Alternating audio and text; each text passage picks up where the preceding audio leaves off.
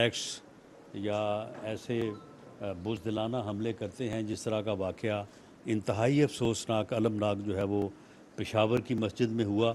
जिसमें 100 के करीब जो है वो पाकिस्तानी जो है वो शहीद हुए। वो अपने तौर पे पाकिस्तान को नुकसान पहुंचाने और अपनी मुल्क दुश्मन जो है वो एक्टिविटीज़ में जो है वो मुलव्वस है। लेकिन इसके साथ साथ ही कुछ हमारे जो है वो सियासतदान भी हैं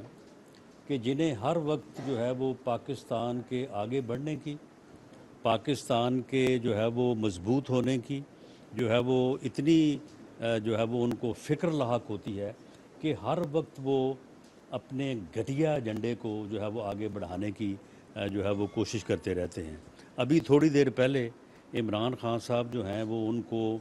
इतनी ज़्यादा जो है वो तकलीफ़ महसूस हो रही है और उनसे जो है वो बन नहीं पड़ रहा कि आईएमएफ के साथ जो है वो मुआहदा जो है वो अब उनको नज़र आ रहा है कि आईएमएफ के साथ एग्रीमेंट जो है वो होने वाला है या होने के करीब है, हो चुका है। तो उससे पाकिस्तान जो है वो डिफ़ॉल्ट से बच जाएगा, क्योंकि उन्होंने तो भरपूर कोशिश की। 3.5 साल अपने घटिया एजेंडे को और अपनी जो है वो मुल्क दुश्मन पॉलिसीज़ को जो है वो चलाते रहे और ये कोशिश करते रहे कि पाकिस्तान में जो है वो इंतकामी सियासत के अलावा कोई सियासत ना हो, उनके घटिया एजेंडे के अलावा कोई और एजेंडा ना हो, और पाकिस्तान जो है वो मुआशी तौर पे, सियासी तौर पे अदम इस्तेकाम का शिकार रहे। और जब सियासी तौर पे अदम इस्तेकाम का शिकार रहेगा तो वो मुआशी इस्तेकाम हासिल नहीं कर सकेगा। 3.5 पौने 4 साल में मुल्क का बेड़ा गर्क किया और आईएमएफ के साथ एक ऐसा मुआहदा किया कि उस मुआहदे की शराइत के ऊपर अमल करते करते जो है वो हम यहाँ तक पहुँचे हैं कि आम आदमी जो है उसका जो है वो गुज़रे औक़ात जो है वो मुश्किल नहीं बल्कि मुश्किल तर जो है वो हो रहा है। तो अब जब वो अपनी इस कोशिश में कामयाब ना हो सके और मुल्क डिफ़ॉल्ट करने से पहले उनकी जो है वो छुट्टी करवा दी गई और उन्हें हटा दिया गया, तो अब उसके बाद वो पिछले 7-8 माह से बाकायदा मुहिम जोई कर रहे हैं,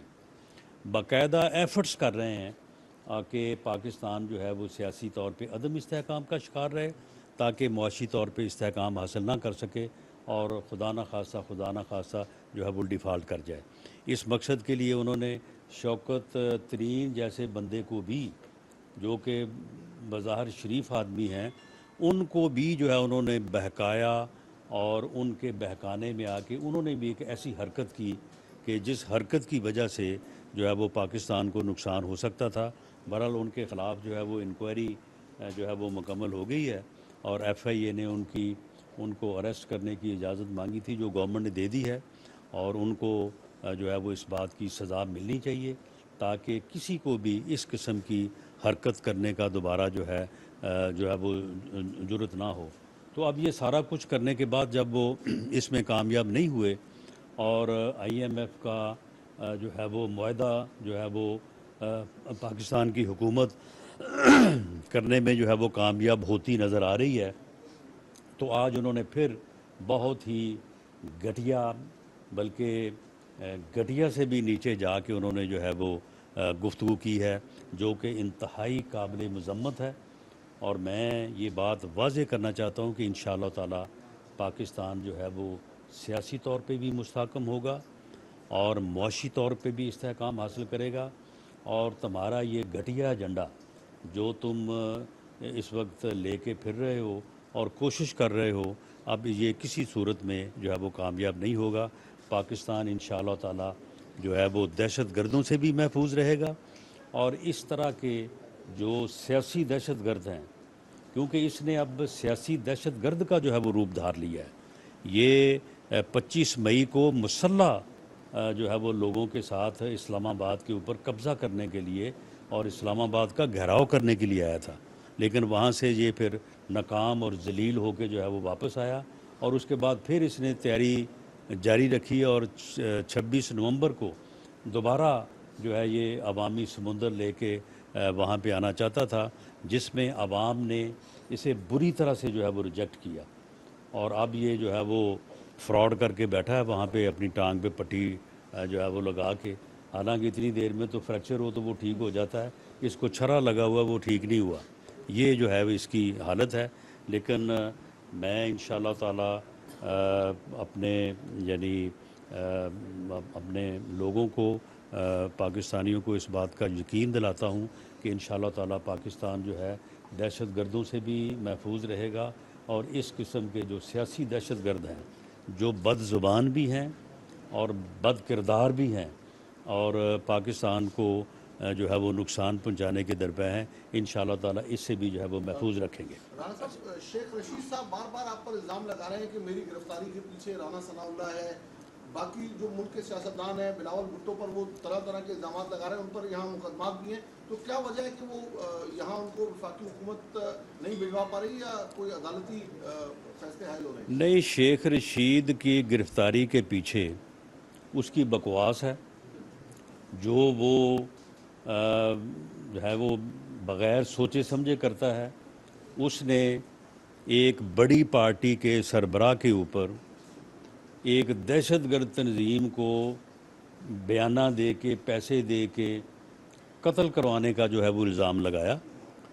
और जिसका उसके पास कोई सबूत नहीं था। तो ये उसकी जो गुफ्तगू है ये काबिल मुआख़ज़ा थी, और इसके ऊपर उनके ख़िलाफ़ मुकदमा दर्ज हुआ। वो अदालत में गए कि जी ये मुकदमा गलत दर्ज हुआ, मुकदमा बनता नहीं है। अदालत ने उनकी दरख्वास्त रिजेक्ट की, उन्होंने कहा नहीं मुकदमा बनता है। तो उसमें जो है वो गिरफ़्तार हुए हैं। और हमने यानी ये बात वाज़ेह रहे कि ये कहना कि कोई सियासी इंतकाम लिया जा रहा, अगर सियासी इंतकाम लेना होता तो इनके ऊपर कुछ और कोई और चीज़ डाली जाती, जो कि ये खुद जिस किस्म की हरकतें करते रहे हैं। हमने तो जो इसने बकवास की है उसी का इसके ख़िलाफ़ मुकदमा दर्ज किया है, और उसमें जो है वो शामिल तफ्तीश रहने के बाद ठीक है, 2-4 दिन बाद उसकी ज़मानत हो जाएगी। कारगर तंजीमों की तरफ से एक दफ़ा फिर जो है जोर पकड़ लिया है और दहशतगर्दी के वाक़यात पेश आ रहे हैं। माजी में ये हुआ कि इनके साथ मुज़ाकरात भी किए गए, तो क्या फिर इस सिलसिले में दोबारा मुज़ाकरात का वो सिलसिला शुरू होगा? माजी में जो मुज़ाकरात किए गए वो तजर्बा जो है वो नाकाम रहा है, और उसके जो है वो कोई बेहतर नताइज जो है वो सामने नहीं आए। बदकिस्मती से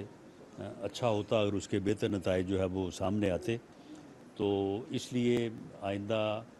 जो है वो इस किस्म के मुज़ाकरात का तो कोई इम्कान नहीं है।